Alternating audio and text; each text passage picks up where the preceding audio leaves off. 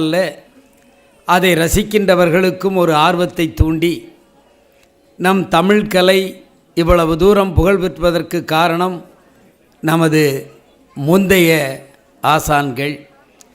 வந்தவுடனேயே பார்த்தேன், இங்கே ராஜரத்தினம் பிள்ளை அவர்களின் திருவுருவப் படமும் அங்கே எம்.எஸ். சுப்புலட்சுமி அவர்களின் படமும் வைத்திருக்கின்ற காட்சியினை கண்டோம்.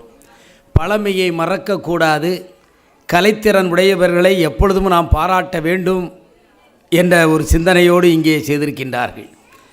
நான் கூட தஞ்சையில் ஆரம்பித்த கலைக்கல்லூரிக்கு டி.என். ராஜரத்தினம் பிள்ளை அவர்களின் பெயரை சூட்ட வேண்டும் என்று நமது கடந்த ஆட்சியில் நான் கோரிக்கை வைத்தேன். எம்.எஸ். சுப்புலட்சுமி அவர்களை பொறுத்தவரையிலே மதுரை சுப்பிரமணியம் என்று சொல்லுகின்ற மதுரையை பெயரை, அந்த ஊரை தன் பெயரோடு இணைத்து கொண்டவர்கள். அந்த சுப்புலட்சுமி அவர்கள்தான் திருப்பதியிலே பாடுகின்ற அந்த பாடலை, அந்த பள்ளி எழுச்சியை இந்த உலகத்திற்கே தந்தவர்.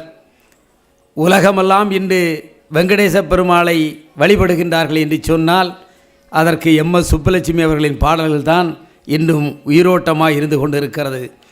அதை பாடிய பொழுது கொடுத்த அந்த ராயல்ட்டியை கூட திருப்பதி ஏழுமலையானுக்கே அர்ப்பணம் செய்தவர்கள் எம்.எஸ். சுப்புலட்சுமி அவர்கள்.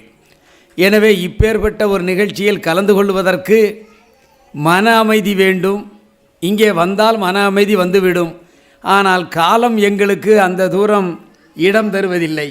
பல நிகழ்ச்சிகளை நாங்கள் வைத்துக்கொண்டு இங்கே குழந்தையின் நடன அரங்கேற்றத்திற்கு வருவதற்கு